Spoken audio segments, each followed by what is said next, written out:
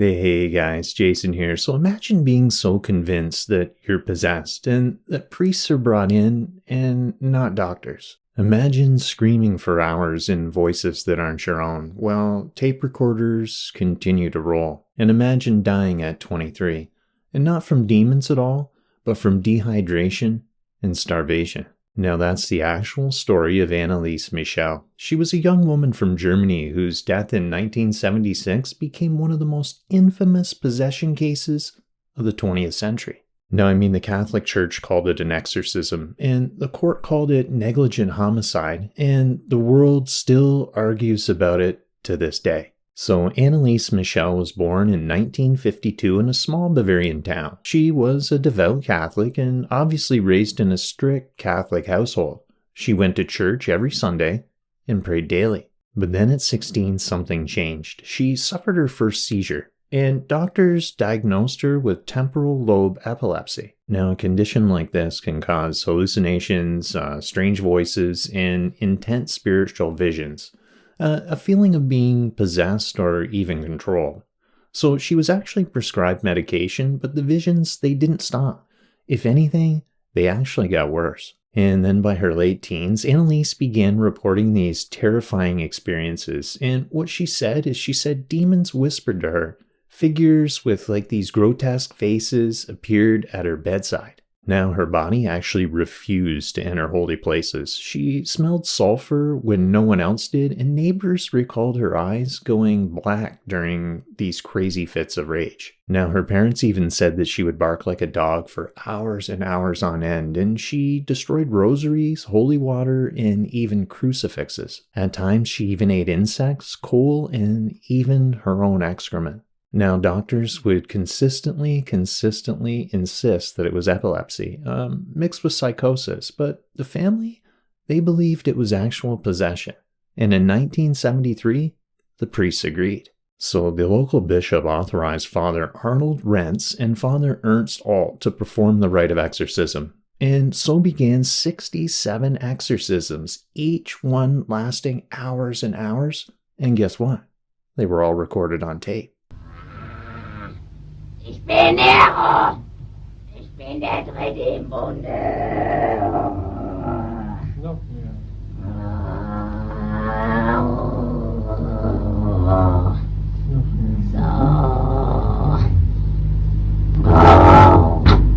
Sie müssen mit in eine Scheißkassette. Und zwar mit allen zu dem Scheiß. Gelogen wird's Muscheln. Und dann? And on these tapes, you can still hear her voice change. One moment, a weak, starving girl, and then the next, it's like this guttural roar. She claimed to be possessed by multiple entities. Lucifer himself, Cain, Judas, Nero, and even Hitler. She claimed that all these beings were speaking through her, and all of them were demanding one thing, her soul. So for nearly a year, the rituals continued. She fasted, she begged for release, and she threw herself to the ground hundreds of times, bruising and breaking bones. And then she stopped eating. So by June of 1976, she weighed just 67 pounds. Her knees were destroyed from kneeling, and her teeth were broken from biting. She was pale, skeletal, and covered in hundreds of wounds. And then until finally, her body actually gave out. On July 1st of 1976, Anneliese Michel died. Malnutrition, dehydration, and exhaustion. Now they said her body was consumed not by demons, but by actual neglect. So she didn't survive the exorcism. And that's when the real trial actually began. So she died at the age of 23. And in the aftermath, two worlds collided, medicine and religion. Science and faith, and the courtroom became the actual battlefield. So when police arrived at the Michel household in July of 1976, they weren't stepping into a crime scene per se, not in the usual sense. There was no killer hiding in the shadows, and there was no knife, there was no gun.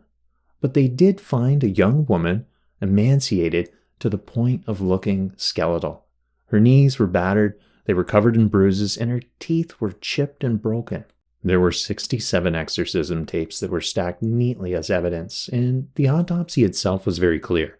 She died from malnutrition and dehydration. Her body had simply shut down. And so for the first time in modern history, priests and barons were charged with homicide. So the actual trial began in 1978, 2 years after the death. And the defendants, well, they were her parents, Anna and Joseph Michel, and then 2 priests, Father Arnold Rentz and Father Ernst Alt. Now, the actual charge was negligent homicide, and the prosecution's case was super simple.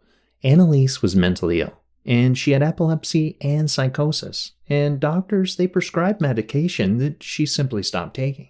And then, instead of seeking medical help, the family chose superstition, right? They starved her to death. In the defense's case, it was bizarre, to say the least. So they didn't deny the tapes, and they didn't deny the rituals. They leaned into it, and they argued that Anneliese was actually possessed. The demons were real, and the priests were following just the bishop's orders. Im Namen des Vaters und des Sohnes und des Heiligen Geistes. Das geht nicht. Das geht wohl. Nein, das sind meine Feinde. They said that her death was part of a divine struggle, and it was something totally beyond medicine altogether. So the most chilling evidence of all, I think, is the recordings themselves. I mean, for hours the courtroom listened to Anneliese's voice shift. Es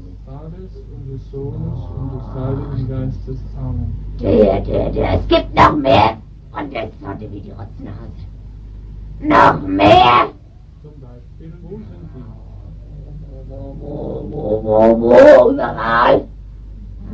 Jesu in Namen Maria befehle ich dir, die volle Wahrheit zu Ja. sagen. Alles, was du sagen musst. Aber... Befehle dir, alles zu sagen, was der Bischof von Würzburg wissen muss. Im Namen Jesu, im Namen Maria. Ich sag nichts mehr. Befehle dir, die volle Wahrheit zu sagen, Vater der Die Liebe. Drecksau. Für... Now, sometimes she was pleading, and sometimes she was screaming, and sometimes she was roaring in multiple voices at once. You can still hear it today. The voice that claimed to be Lucifer himself, the voice of Judas that was mocking, and the snarling of Hitler cursing in German. Sag nie die Wahrheit. Wenn sie dir befiehlt, sagst du die Wahrheit. Stürmes die Kontrastinen. Ich hab in der drinnen, weil die verflucht worden ist. Von wem ist sie verflucht Und worden? zwar von einer Frau aus Leiblev. Und wie heißt die? Die heißt... weiß ich nicht. Das weißt du wohl. Im Namen des dreifaltigen Gottes. Sag die Wahrheit. Des dreifaltigen Gottes. Des Vaters, Frau Mitchell. des Sohnes und des Heiligen Geistes. Sag die ganze Wahrheit. Now these tapes became central to the case. For believers, they were proof, and, well, for skeptics, they were a sound of, well, psychosis. So, I mean, after months and months of arguments, the court delivered its final decision. The priests and parents were found guilty of negligent homicide. But here's the thing. They received suspended sentences, just 6 months in jail, and it was never ever served, and then 3 years probation. So then you have to ask yourself, well, why was this so light? Well, because the court acknowledged they genuinely believed Anneliese was, well, actually possessed. They weren't acting out of cruelty. They were acting out of faith. And so no one really paid for her death. So the case actually exploded across all of Europe, and headlines called it the Klingenberg Exorcism. The Catholic Church quietly distanced itself, tightening rules around exorcism approval. Now, doctors called it a failure of medicine and psychiatry, and while the public, they were split right down the middle. Some saw her as an actual martyr, dying to save others from hell, and while others saw her as a victim of religious delusion and, of course, abuse. And then even decades later, Hollywood picked it up. The Exorcism of Emily Rose in 2005 was directly based on her story. But if you strip away the film and the headlines and you're left with a question extremely uncomfortable, was this actual possession? Or was this what happens when the human mind turns against itself and faith abandons discernment? So now we'll actually break it down how Hinduism sees possession and the mind, and the difference between ego voices and the true spirit, the role of karma and samsara, and mental impressions in shaping these experiences, and whether demons are external or internal. So was Anneliese Michel possessed by demons? Or was she possessed by her own mind? Now that's the actual razor line itself, and depending on which side you fall, her story either proves the existence of evil or the dangers of mistaking suffering for sin. But let's shift the perspective a little bit here. Not Catholic and not psychiatric. Let's see it through the lens of Dharma. So in Vedanta, the mind isn't one simple thing. It's actually layers. So we have manas, the sensory mind, restless and reactive. And then we have the buddhi, which is the discriminating intellect, right? The voice of clarity. And then we have chitta, the storehouse of impressions, samskaras, past karmas. And then finally, we have amkara, the ego maker, claiming ownership over our thoughts. So when these layers actually clash, you don't get confusion at all. You get a full-blown fragmentation, right? Different impulses in the psyche start fighting for dominance. And if the person is vulnerable, traumatized, or deeply conditioned by religion, those inner voices can take on personas. So what the church calls demons, Dharma calls samskaras in tamas, dark impressions soaked in fear, ignorance, and repression rising up from the depths of the unconscious. So now are there actual entities? Yes, Hinduism does not deny that at all. We have rakshasas, bhutas, pretas, non-physical beings do exist in the texts. They can influence the mind, they can drain prana, and they can ride on obsession. But then here's the thing. They need a doorway, right? And what opens that door? Well, it's fear, it's guilt, obsession, addiction. I mean, the list goes on and on. Blind devotion without discernment, right? Anneliese was a perfect storm.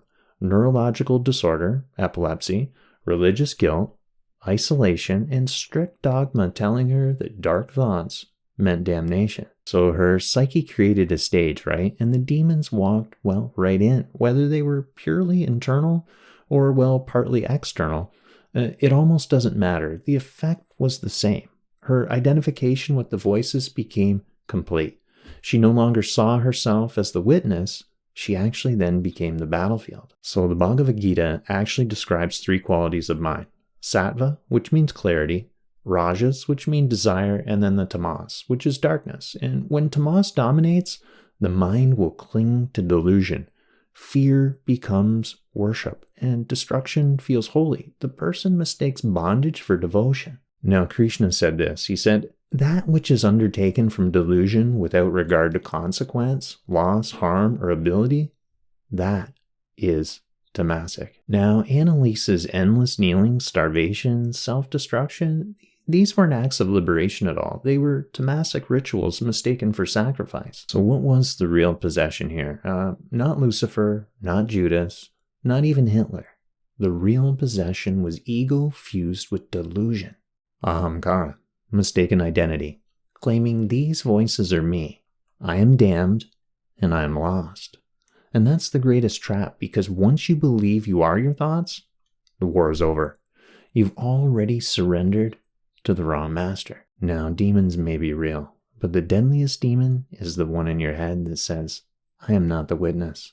I am the voice. So if Anneliese Michel teaches us anything, it's this.